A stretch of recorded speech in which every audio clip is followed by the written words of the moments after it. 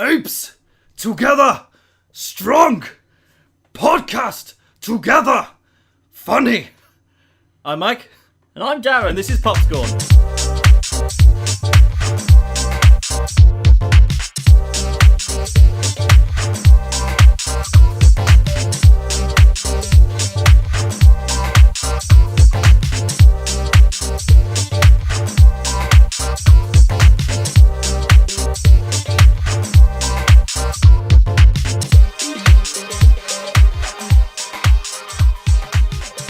Welcome to PopScorn, the Fail Entertainment movie review podcast, and today we're talking about War for the Planet of the Apes.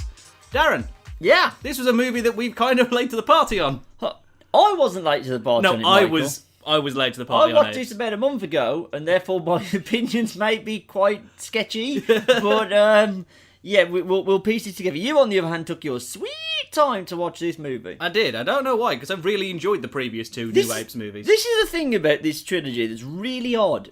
Like, unless one is coming out that week, you tend to forget about it. Like, it's really weird that it's not really a permanent fixture of any pop culture scene until the second it's about to arrive, and you're like, oh fuck, they're really good movies, I need to go and watch that. Yeah. It's really weird. To the point where I thought, I really liked that series, but I haven't actually seen the first one since I watched it in the cinema. Oh, that's a point, yeah. It's weird, right? You watch them once, and that's enough. But Yeah. they're really good. Really good. They're really good movies, but you don't, like... If I have a choice between one of the New Apes movies, which are good movies, or rewatching Scott Pilgrim for the 9th time, I'm probably going to watch Scott Pilgrim again. It's such a weird thing. I don't know what it is that's not really connecting, like culturally. But and again, everyone you talk to about, oh yeah, those movies are really good. So it makes little to no sense. I think this one actually was the best performing of all of them so far. Well, domestically. Yes. Nice. It knocked Spider-Man Homecoming off the top of the box office in only its second week. Wow. Yeah, I know. Spider-Man had a really big drop-off for some reason, but yeah, Apes managed to steal ahead of it and kept it at bay for the week after that as well, so clearly someone likes it. Yeah, clearly a lot of people like it. But do we like it, Darren? That was smooth as fuck. Very nice, very nice. So, Darren, obviously you've seen it ages ago, so if you can remember anything about the movie since you've only watched it once, Oh, Christ. general thoughts.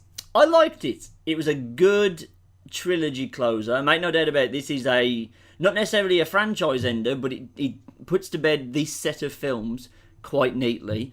And I liked it. I did think it really lent into the morose side of this trilogy that really kicked off with that second movie being quite dark.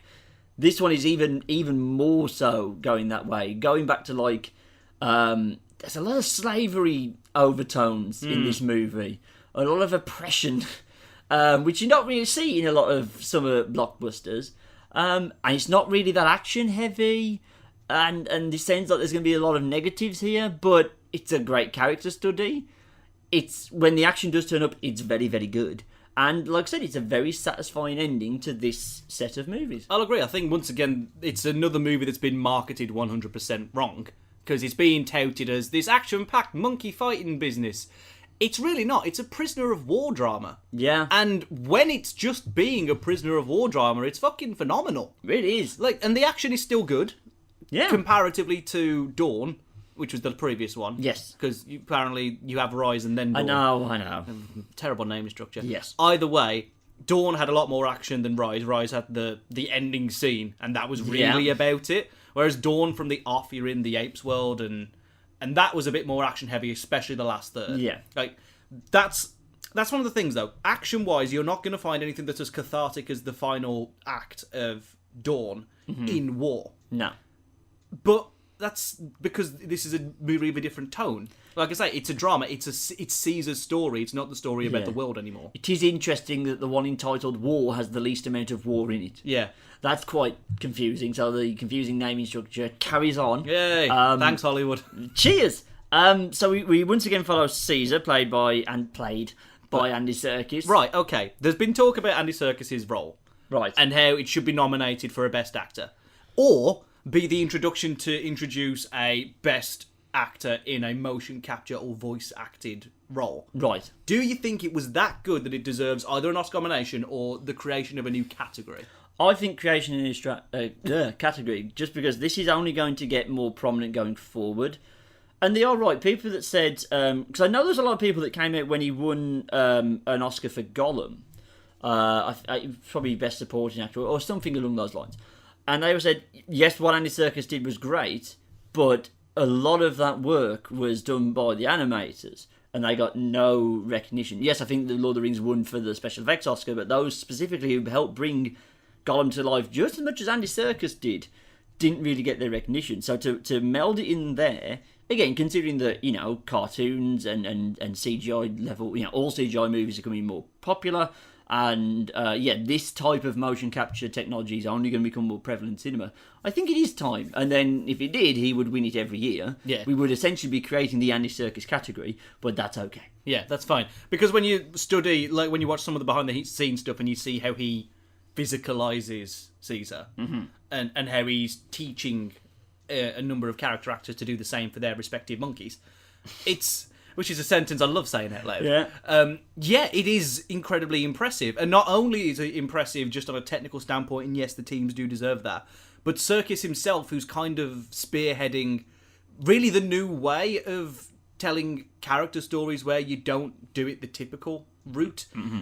Caesar's story is very unique in the fact that it has to be told through a lot of different mediums. It has to be told through the animation, through the, because you can face act, that's what he does, but you have to then recreate that. You have to do it several times over. Yeah. So it's not a case of doing multiple takes to get the best ones. It's a case of doing multiple takes so you've got the correct reference to animate the character. So, and as these movies have progressed, it's become more and more, we're spending more time with the apes than we are with the humans. The first one, Caesar's in pretty much every scene, but there's always humans around him. And if you go back and watch that first movie, the CGI is sometimes a little shoddy. Not necessarily with Caesar, he's great, but like some of the other apes, it's actually a little bit bad. Yeah. You come into the second movie, and I'd say that's about a 50-50 split between spending time with the apes and spending time with the humans. This one, I'd say 3/4 of it are entirely just with CGI apes, with little to no humans knocking around. Because all the humans are actually in one place. Yep. In Dawn, you kind of had the central, like Gary Oldman's fleet of humans, and then the kind of ones that went in, with Tony Kebbell in it, that went out to meet with the apes. This one, there is a very clear divide for most of this movie. And it works really well. Well. Some of the facial expressions on Caesar, and that's how they are telling that story, is primarily through body language. Yeah. And it's so good and so fascinating to try and study that type of shit, because it's really good. There's some tragic stuff happens to Caesar in this movie. Shit, yeah. Good fucking God, is he going through the ringer in this movie. And yet you're never confused about what he's feeling. I mean, it's usually dread and sadness and anger, but he's not really, crossing the entire spectrum here. But it's never lost on you, and that's testament to everybody who worked on this movie, actors and CGI people alike. That's true, definitely. So to come back to Andy Serkis, really good job, really good job, and I think it would be remiss to say that Caesar isn't one of the best characters to come out of movies in the past couple of years. Yeah, Caesar's the one that you can get the most emotionally invested, not only in this franchise, but probably a lot of franchises coming out this year. I was just really stunned, Darren, because he was really good in Rise, but Jesus fucking Christ, like they dial it up to 11 in this one. Oh God, yes. And like you say, for a conclusion to this saga, I'm glad that we got to spend so much of the movie just going, okay, we know where Caesar's come from, and we know where his story goes, which is kind of amazing, really. It's kind of brave of them, because obviously they introduced at the end of Rise that Caesar can talk now. And I thought, okay, the more these movies go on, the more they'll be able to talk, to the point where I thought if we got to a third movie, they'd be talking fluently. You know what I mean? They would be having full conversations, so they haven't got to rely on the sign language and the body language. That hasn't really happened. You can still see the through line of where we're going to the old Planet of the Apes movies, where they all talk and they're the high society and humans are the slaves. You can see that through line, but they've steered away from that. That's quite brave. But again, you're really invested with that character work just because they're so good at displaying human-like emotions through sign language and body language. I think epitomised even better by Maurice, the orangutan. My favourite character. Yeah. Who, again, he's telling quite complicated emotional stories with nothing, but he very, very rarely speaks. I don't think he says more than about 5 words in the entire trilogy. Yeah, and they're all in this movie. Yeah. Like, he says run in the last movie. He has 1 word, but that's it. Yeah. But like the first time he talks in this movie, it's got to be over an hour in, probably an hour and 15, hour and a half. Like of a 2 and a bit hours movie. Was Yeah. it? Yeah. It's like, and they're telling a heck of a lot with him as well, because again, like I say, it's all sign language. And Maurice, okay, can we just go straight to Maurice? Because I think we can put a line Caesar's under circus. cool. Caesar's amazing. Maurice's story in this, which you might have gathered from the trailers, is that they're essentially ferrying a young human girl around with them now. And that story was really, really good. I really enjoyed that sort of... Because it was essentially the B plot. And it didn't really affect much of the main plot. But I liked what they did with it. Yeah. It's a very interesting story. By the way, Maurice is played by a woman. No way. Yeah, Karen Carnival, I'm going to go with. Yeah, she's not really been anything else. But yeah, played by a woman. That's interesting. Awesome. Yeah, it's a storyline they kind of introduced for the human characters. I don't think this is much of a spoiler. What are we talking about? What happened to the girl? Yeah, I'll find it out. That she's a mute, and you just kind of think that she's the only one. But then it becomes apparent through the rest of the movie that this is kind of a side effect of the simian flu kind of reoccurring. Is that everyone who's alive now was immune to the kind of deathy side of things of the simian flu. But it's having almost like a secondary effect in some very select people of turning them mute. They're not stupid necessarily, they're not like quivering wrecks or anything, but they lose their ability to communicate. And it didn't really occur to me where that was going until right at the very end when a light bulb went off and went, oh, okay, I see how this is playing into those old movies and what happens there. Which was a really, really smart decision. Is there any really other monkeys that stood out? I mean, in the little troop that goes off and has the adventures, there's Rocket and not Juno, something like that. Juno, not Juno. Oh, the ape guy. Yeah, the silverback. The silverback, because there's two silverbacks in it. There's Winter. Yes, who's the albino one. Yeah, and then there's the other one who joins him. Whose name is Luca. Luca, that's the one. There we go. Because Luca's story is not as fleshed out as the others. Oh, there's also Bad Ape. I forgot about Bad Ape. He kind of annoyed me. Yeah. He was too dobby for my liking. The introduction of comedy into this franchise was interesting. I won't say good, but interesting. I do think the film needed levity. Yeah. Just because it's such a grim story.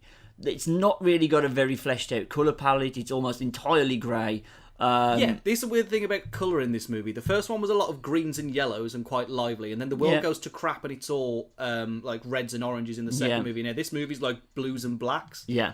It's interesting. It is interesting. Filmography! But it does just, again, add to that kind of morose. It's not a very fun movie.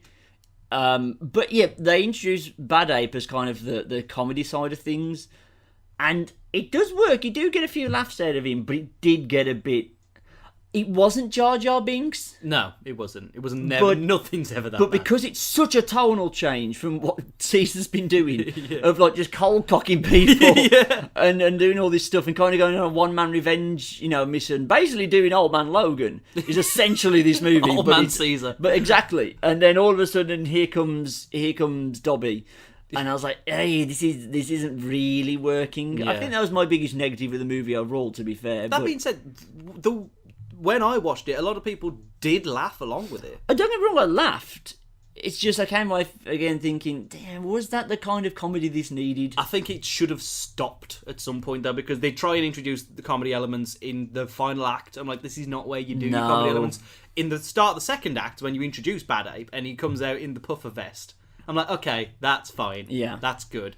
It's just, there's a scene where they're essentially trying to get some apes out of captivity. Right. And he's very integral to that. Yeah. And it's not really working for me.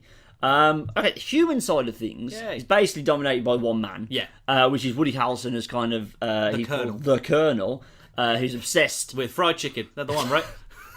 That's the guy. Oh my god, that would have been a hell of a story. God, yes, I would have subscribed to that bad boy. The KFC gravy's making people devolve.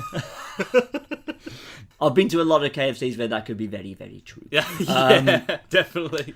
But yeah, as is often the case in these movies, he's just, there's no shade of grey, he just hates the apes and wants them dead.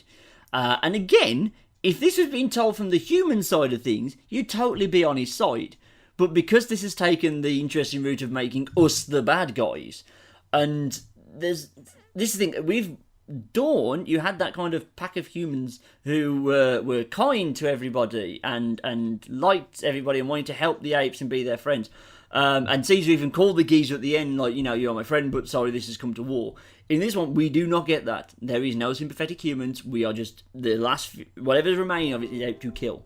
And that kind of worked, I think. I don't think throwing in any sympathetic humans at this point would really be of any benefit because we're so on Team Ape that it's quite pointless. So it's a good thing, really, that they made the decision to have somebody who's relatable but such an unlikable bastard. Oh, God, yeah. That he's the anti-Caesar, essentially. Yeah. He's the mirror reflection of what Caesar could be, which was another cool thing about the movie, because obviously you had Toby Kebbell playing Koba in the last movie. Yes. Who I hate Toby Kebbell, but Koba was a good character. You really do hate Toby Kebbell. I fucking hate Toby Kebbell. Anyway, my judgment of that stupid man aside who ruined Doom, the whole Koba through line that comes into this movie is very clever, and I like that they do the whole Caesar, questioning his morality and his play in what will essentially become the Planet of the Apes. Yeah, and people saying, mentioning to Caesar that you're turning into Koba. This is what Koba would have done. Yeah. And he really takes that to heart. And then, so the first half of the movie is basically Caesar setting out on his revenge mission. I don't think it's too spoilerific because you see it in the trailer say he gets captured, and then he does become basically the Great Escape. Ape escape! There's a joke there! No. And I think it loses a bit of momentum in that bit, just because the action isn't really there anymore, and it's much more about the characters, and you are interested and invested, but I was hoping for a bit more action in the war movie. Yeah, that's true. And it does eventually turn up, and it is good when we see the escape happen. It is good, but it felt like it was missing an action scene. A big one in the middle. Kind of like a Caesar's last stand before he gets captured could have been a thing. But like you say, he does become a prisoner of war. Oh no, I said prisoner of war movie. You said he turned into like a slavery movie. Oh God, yeah. Which it does, because there's an interesting concept that some of the apes are turning against Caesar's flock, essentially, and becoming what's known as donkeys. Oh God, yeah. They are beat to shit slaves to the human race, but they feel like the humans might be on the upswing now. Defected for that reason. They're mainly all Koba's followers that just don't want to really team back up with Caesar because they know what's going to happen. They're going to get thrown It was in jail. interesting though, because you got scenes of the big silver, I think he was called Red, but he was referred to just as Donkey, which in my head he just got the voice of Eddie Murphy, and it was just putting me off. I was thinking of Donkey Kong. Oh, that's what it is. Okay. That hadn't occurred to you? No, genuinely they hadn't. didn't put ties on them, which would have helped. Could you imagine? Oh, God, yes, I can imagine. Oh, God. It'd be so good if they're just chucking barrels everywhere. Oh, why didn't they? If the movie should have ended with one of them on top of like a big rickety red structure, just throwing barrels down at a guy in a jumpsuit. Yes to all these things. That's what we wanted. Missed a trick there. They missed a trick there. But that I keep saying through line today, but that story of they are slaves still, but they at least get to enslave other apes. Yes. Which was really interesting, because it kind of shows that the ape society that's developed in this movie has advanced from what we saw in Dawn. Yeah. Because in Dawn they were very much still animals, but still learning. Yeah. Under Caesar's guise, but now they're really trying to make up their own minds about stuff. It was really, really interesting, and I think obviously it plays into the whole, this is a war, essentially Caesar's war biopic movie. Yeah, basically. And it was interesting that in that second movie, they were the dominant species. No point did the humans really look like they were going to win. It was more ape versus ape. Now they've become more like us and have morals and complexities like that the humans actually managed to steal a bit of a heading on them. For a good long while now, they have Caesar and basically most of the apes under lock and key. So them developing more human traits has actually backfired on them. And we'll get to why that gets undone when we get past the spoiler warning. Yeah. There was that scene where they basically do the I am Spartacus thing as well, where they're all doing the apes together strong thing. Yeah. And I was like, oh, this is good. There is a lot of good moments sprinkled throughout this movie, from what I can remember of it a month ago. Right, I don't think there's anything else I need to mention before we dive into spoilers. The other big human character would be Nova, of course, which is the little girl that is in Maurice's care. Who plays Nova, sorry? She's called Amaya Miller. She was really good because she didn't have any dialogue and still conveyed, Yeah. genuine sympathy towards Maurice and Caesar, and was really there was a really heartwarming scene with her giving her doll, which was given to her by her biological father, to Caesar to comfort him as he was being tortured. I was like, oh, this is genuinely tragic. Yeah. It's really well done. I must admit, I forgot about her. It only popped back into my memory when we started talking about this movie. It was like, oh yeah, there was that little girl, wasn't there? And she was in Maurice. I thought they were going to make more of it, and I think maybe they could have made more of it. But at the end of the day, this was Caesar's movie. She was a plot device. Yes. For something we'll get into in a second. Overall, as I said, I think it was a good end to this trilogy. I don't know where they go next with the franchise, because I feel like the next jump, I don't think I could tolerate, it's not even tolerate, but I don't think another one of these proper Planet of the Apes movie would work. Having said that, I don't know how a full Planet of the Apes movie would work, really. We've seen it so many times.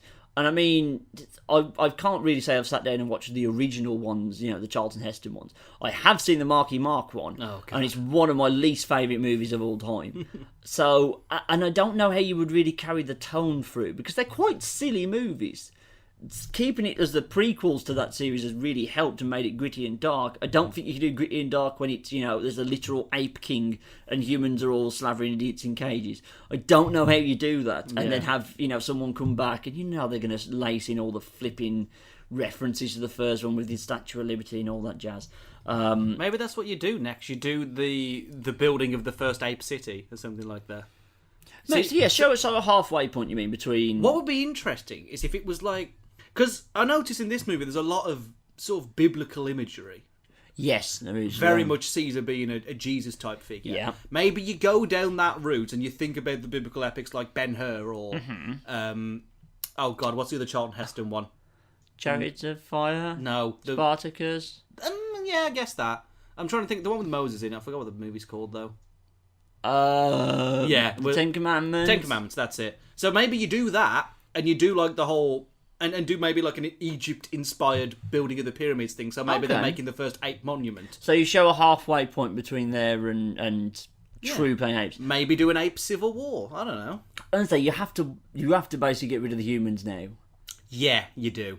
I mean, they made a good fucking effort of it in this movie, so Yeah, so you can't really have another Apes versus Humans movie, I don't think. But we'll see. It made enough money that they'll probably consider doing another one.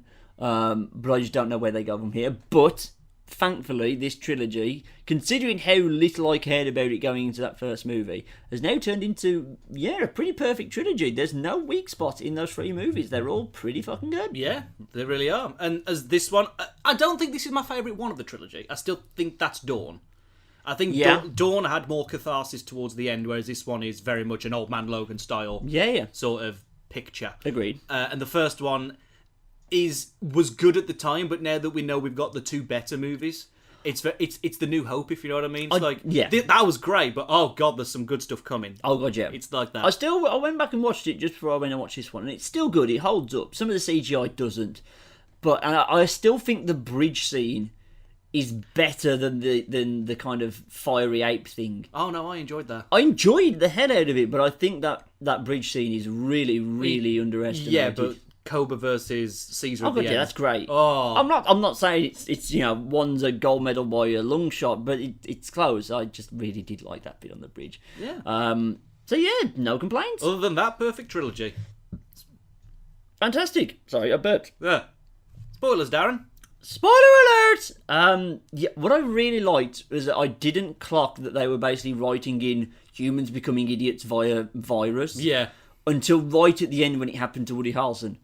I was like, oh, because I remember, seeing bits and pieces from those early movies that we are all, basically we swap places with the apes. We become the Neanderthals who can't really speak and become their slaves. We devolve. Yeah, we do. And this is how it happens. And it, again, took me until Woody Harrelson started going, and I was like, oh, that's really clever. It's really good. Also on Woody Harrelson, oh, wow, he gets a really, really good send-off. Like, not good in context, but performance-wise, where he realises he's become the very thing that he's setting out to eradicate. That he was executing. Yeah. like cold-blooded, his own soldiers would start going, and he'd just shoot him in the face. Yep. And now he's got to shoot himself in the face. It was a really like bittersweet ending for him that you don't really get that, like the justice of seeing Caesar kill him, because he allows him mercy and that carries on for so himself. long where you think he's going to do it. Yeah. And I'm like, don't. And I'm glad they didn't. And I'm glad Caesar essentially was the best of us all. Yeah. Speaking of, Caesar! I know. It had to be done. It did. They had to wrap up his story, but fuck, it was proper Old Man Logan. God, it was. We have a lot of movies like this year. I don't know what that says about a society where the greatest thing you can do is die for your people. You kill off your character to make them more sympathetic. Yeah, but it shows it's an end of a trilogy, which is good. And he saved his people. Yeah. He got them where they needed to be. He got them to a new homeland. And yeah, he just collapses on his side with Maurice kind of cradling him. It was really good. I don't know if I'm really looking forward to the Cornelius trilogy. Yeah. Because Cornelius was the name of one of the 8th chieftains in the original movie, so they could just potentially have him be that. He's young enough, and they're so far ahead that They could do a time skip and have him be like an ape gone wrong, essentially. More like a cobra. He becomes tyrannical as opposed to Caesar's sort of revolutionary style of leadership. I could see that. I don't know where then you're...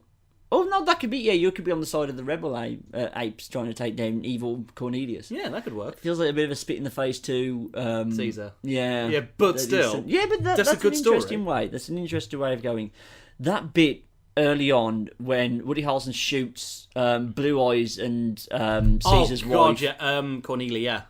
That's his wife. And then Cornelius is the son. Cornelia, yes, correct. Played by Judy Greer, I think. I know, yeah. Which is weird. Right. So that, and the look on his face when Caesar finds them, I was like, oh my fuck, that's so good. Just the kind of, what the, I'm gonna fucking kill your ass.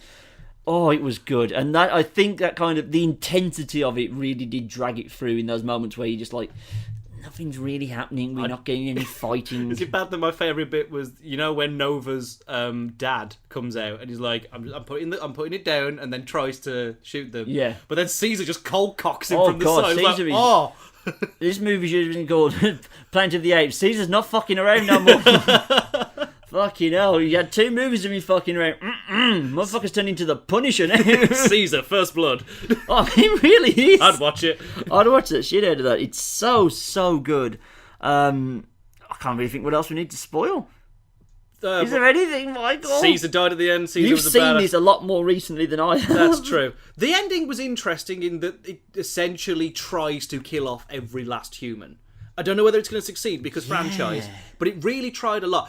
What was interesting is they did the whole, whenever you see the humans, they're in a pack all shouting and grunting together. Yeah. Nice sort of way they did that. It's like, oh, the humans are the real animals. Yeah. But the ending, because the twist is, you think that Woody Harrelson's Colonel is this tyrannical leader who's trying to take the world back. Nah, he's a sect of this world.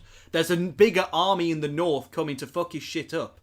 Which is interesting that the humans are still fighting in the ape world. Yeah. I must admit, that bit was kind of confusing to me. Well, the motivations, and it might just that I've kind of forgot about it, but the motivations of why other people were coming to attack Woody Harrelson was kind of lost on me a little bit. I wasn't 100% clear. I might have been at the time, and I've just forgotten what it was. But I was a bit like, well, why are they coming to kill Woody Harrelson? Why are they wasting their time killing Woody Harrelson? You're not achieving much there. He's only a small little sect, and he's only bothered about capturing the apes. So why would you come and... Also, it's never bomb really him? explained who this big northern army is. No. They just kind of turn up in hazmat suits, and that's it. Yeah. And then they all get killed by an avalanche for reasons. I honestly thought we were going to find out that they were apes. Yeah. Oh, that would have been good. It turned out they would whip... Because they were completely top to bottom clothed. I thought they were going to whip the head off and they're all going to be chimpanzees. Because they did that stuff with the reveal of Bad Ape. Because you thought he was going to be like a human. You thought he was a human, and he wasn't. I genuinely thought that's where we were going. It was like, oh, this is how we make the leap. That Caesar's tribe aren't actually the advanced ones. These fuckers are, because they've got tanks and can fly planes now. That would have been a good setup for a next movie. That's what I'm saying. I thought that's where we were going. Instead, it was just generic humans coming to wipe out other generic humans. Who then get subsequently fell swooped by Yeah. an avalanche. Yeah. Which was a weird way to end it. That was convenient. Yeah. Then again, there was a massive explosion in a bit... Because a lot of this movie's in just the wilds. Like, there's no greenery until the final scene. No. And nice bit of symmetry there, nice bit of symbolism and stuff that he gets them to the promised Greenland, but still, that was, again, a part of the problem was that it's such a washed-out movie. It's not a fun watch. No, it's not. It's not something that I would necessarily look forward to seeing again, as much as I did like it. It's not something where I'm like, oh, I've got a Friday night in, what should I watch? Oh, watch War for the Planet of the Apes. That'll be a fun, good time to cheer me up. It's not that type of movie, but the world needs those type of movies, and they've been pretty good this year. So Yeah, they've been very kind to us. they really, really Franchises don't suck. What's going on? Like, I mean, okay, yeah. Look, have. Justice League. it hasn't come out yet. Hasn't. Let's hold on hope that anything is good in that movie. The first cut was deemed unwatchable. Yeah, that's true. Drink that in. They've had to reshoot all of Cyborg's parts. And I'm like, why bother?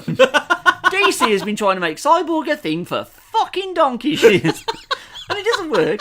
You don't give a fuck about Cyborg. I don't give a fuck about Cyborg. Cyborg doesn't give a fuck about being Cyborg, okay? Oh no, is he essentially that movie's Reed Richards? He's so Reed Richards. Have you ever seen it? Even Injustice knows that no one gives a fuck about like Cyborg, so demoting to like a D-list character you have to occasionally deal with. Oh god, it's so annoying. Anyway, Apes. Tangent. Apes together stung. Stong? Have you never heard the song by what's his face about tattoos? No. What's his name? Oh god, what's his name? We'll look that up later. Anyway, thanks for listening to this. It's a recommendation. It's a good movie. Stephen Lynch. Oh, okay. Tattoo. Oh, okay. Stupid kid will never be stung. Yes. Because I couldn't hear him enunciate the R's when Caesar speaks. So yeah, Apes together stung. Plug away, Michael. So you can go and find us on Facebook and Twitter and SoundCloud and a bunch of other stuff under the username FoulEnt. That's FOULENT. You can go and follow. I'll start again. Me personally on Twitter and Instagram at @thatmikeowen. Darren? You always check your hair and usually hold the back of your neck when you do hair plugs. I think it's because I'm trying to recite a script to remember what's in my head. Meanwhile, I can just do it like this. You can follow me on Twitter @TheGuttridge. You can also check out my Instagram @DazTheG.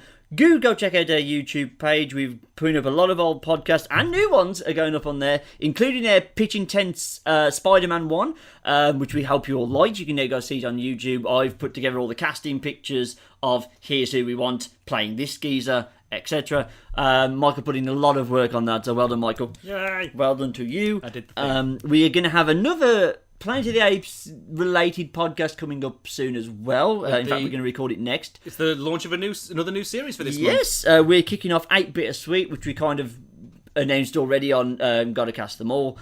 And we're going to be talking about the newly announced Planet of the Apes game and why it's causing a bit of a division between me and Michael. It's going to be interesting. So stay tuned for that. I know you can't tune the internet, Darren. You can't tune the internet, Michael. But yeah, YouTube and SoundCloud. Go and listen to it. We're also on iTunes. Thank you very much for listening to this episode, and we'll see you in the next one. Bye!